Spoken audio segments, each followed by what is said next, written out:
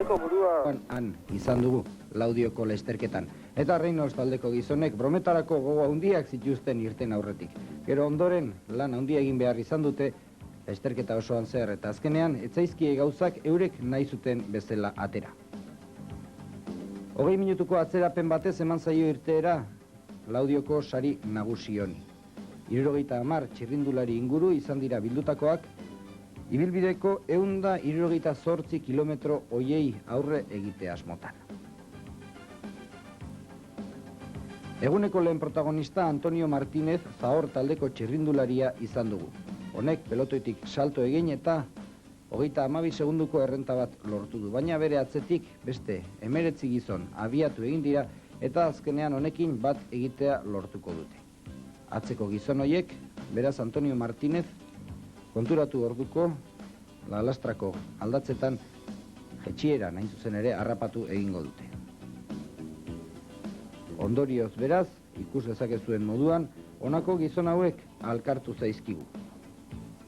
Aipatutako Antonio Martínez, Enrique Alonso, Zahor taldekide hau ere, Ruben eta Julián Gorospe, Jokin Mujika, Carlos Hernández, Fermín Trueba, José Luis Navarro, Santos Hernández, Jesús Arambarri, Mazón, Juan Tomás Martínez, Pablo Moreno, Javier Murgialdai, Jesús Montoya, Luis María Díaz de Otazu eta Andoni Balboa.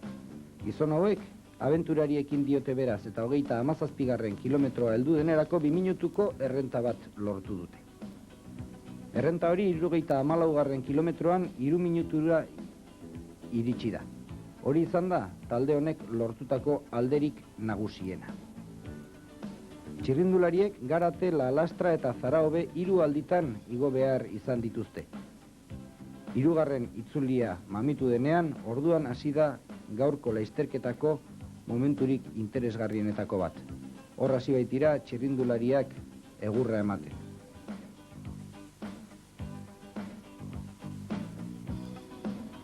Kajarrura Lorbea taldeko Jokin Mujikak gaurkoan hasieratik lan handia egin duela esan behar da.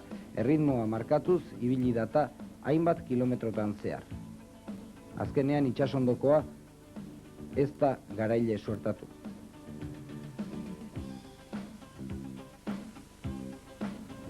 Txirrindulariak Laudioko bidean momentu horietan 2 minutu eta 55 segunduko errenta bat zeukaten.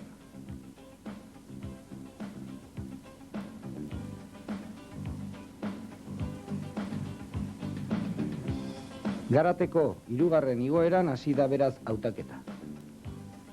Aurretik, honako gizon hauek izango ditugu, hainbat gorabera eta tiraldi izan ondoren. Jesús Arambarri, Andoni Balboa, Santos Hernández, Juan Tomás Martínez, Bernardo Manzón, Javier Murgialdai, Carlos Hernández eta Antonio Martínez. Esan behar da, Santos Hernández kastaldeko txirrindulariak azkenean mendiko sailkapenari dagozkion puntu gehienak irabazi dituenez, garaile suertatu dela mendiko sailkapen honetan. Atzean, beste gizon hauek gelditu dira. José Luis Navarro, Enrique Alonso, Jesús Montoya, Julián Gorospe, Jokin Mujika, Luis María Díaz de Otazu, Rubén Gorospe eta Fermín Trueba.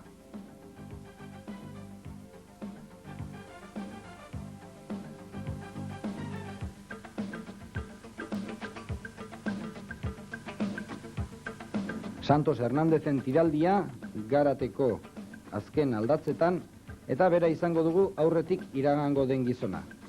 Javier Murgialdai izango da 2. tokian.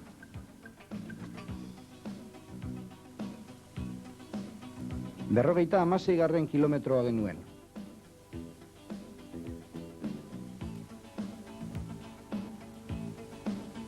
Jetxieran Santos Hernández eta Javier Murgialdai izan ditugu aurretik, baina eurekin bat egitea lortu dutenak Jesús Arambarri, Andoni Balboa, Juan Tomás Martínez, Bernardo Manzón, Carlos Hernández eta Antonio Martínez izango dira. Jarraian, atzetik etorri diren José Luis Navarro, Enrique Alonso, Montoya, Julián Gorospe, Jokin Mujika, Luis María Díaz de Otazu, Rubén Gorospe eta Fermín Truebak eurekin bat egitea lortuko dute. Momentu horietan tiraldi ugari izan dira. Eta tiraldi guzti horien ondorioz, 4 gizonez osatutako talde bat eratuko da lasterketaren buruan. Hoiek Jokin Mujika, Javier Murgialdai, Carlos Hernández eta Santos Hernández izango dira. Irudietan ikus ditzakezuen tirabira guzti hoien ondoren alkartu zaizkigu 4 gizon hoiek.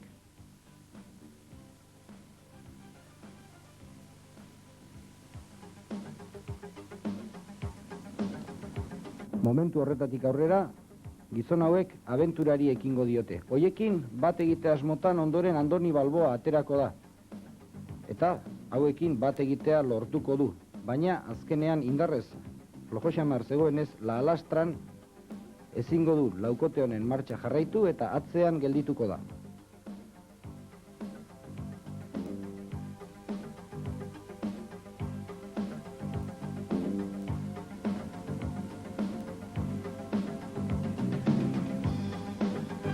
Hor dituzue Jokin Mujika, Carlos Hernández, Santos Hernández eta Javier Murgialdai. Eta atzetik hasieran indartsu etorri den Andoni Balboak harrapatu baditu ere, azkenean atzean geldituko da. La Alastrako aldatzetan.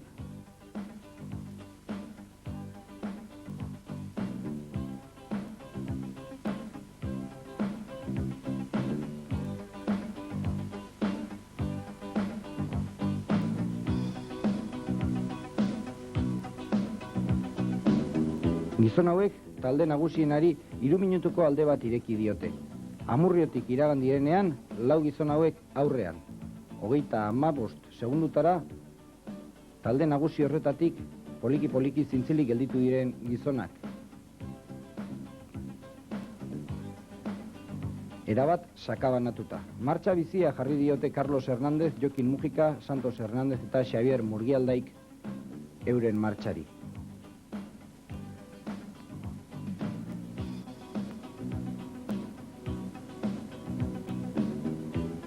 Pelotoi nagusiena, ia 3 minututara iraganda. Hortik aurrera, Reynolds taldeak ekin dio lanari. Aurreko talde guztiak harrapatu egin dituztelarik. Tropel nagusian beraz, tiraka aritu diren gizonak, Nafarroko taldekoak, gaurkoan Eusebio Unzueren zuzendaritzapean aritu direnak. Lan handia egin dute hauek ere, naiz eta azkenean emaitzarik ez atera.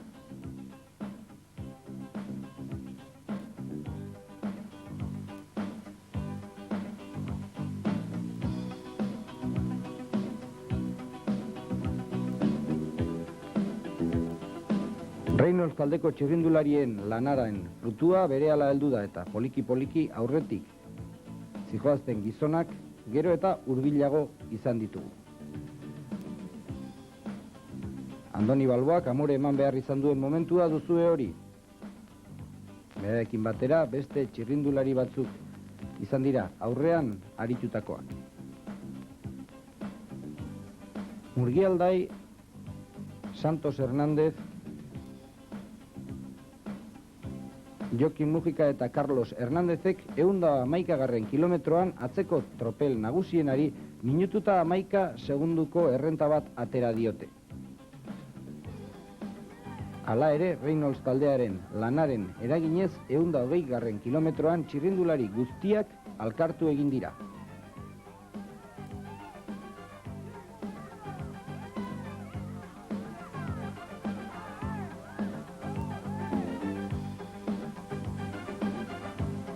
Esan bezala, 120 kilometroan txirrindulari guztiak alkarrekin.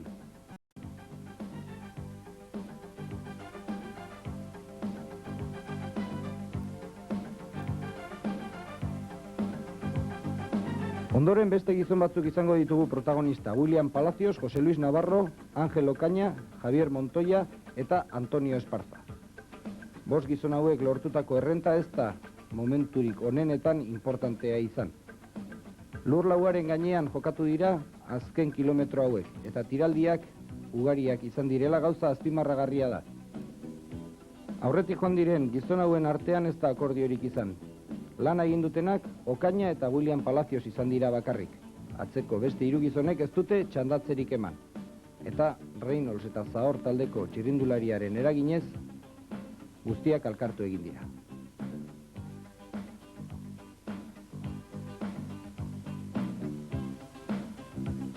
William Palaciosen saioa Eusebio Unzueren aginduak jaso eta berehala egin du. Oraindik 22 kilometro inguru falta ziren lasterketaren amaierarako.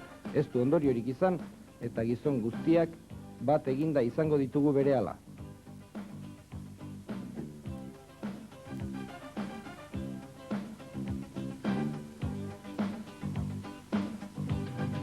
22 kilometro falta zirela beraz, talde guztia elkartu eginda. Azken aurreko itzulian 3 gizon hauek hartu dute aurrea. Cajarrural Orbea taldeko Xavier Garziandia, Carlos Hernández tekakidea eta Dominik Arnaud Reynolds taldekoa. 3 gizon hauek lanari ekin diote eta lortu duten errenta horri esker, azken itzulia eurok aurretik hasiko dute. Pelotoitik salto egin duen Javier Murgialdaik 3 gizon hauekin bat egitea lortuko du. Talde nagusiena 20 segundutara aurkitzen zen momentu horietan. Dominik Arnaud nahastu egingo da, eta ustetan helmugaratzea zen momentuan salto egin metro batzuk hartu eta garaile zelakotan pasada helmugatik. Ez ditu kontuak behar bezala atera eta bere ieskideak lanak oraindik jarraitzen zuela adierazi diotenean asarratu eginda.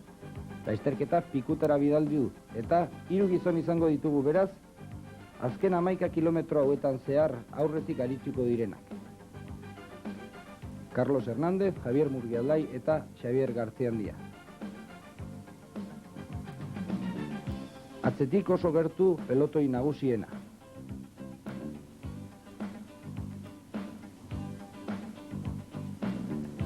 Ikusmina handia Laudioko helmuga honetan, eta lasterketaren amaiera benetan ikaragarria izan dela esan behar da. 3 gizon hauek bata bestea kontrolatuz ekin diote azken metro hauetako esprinari.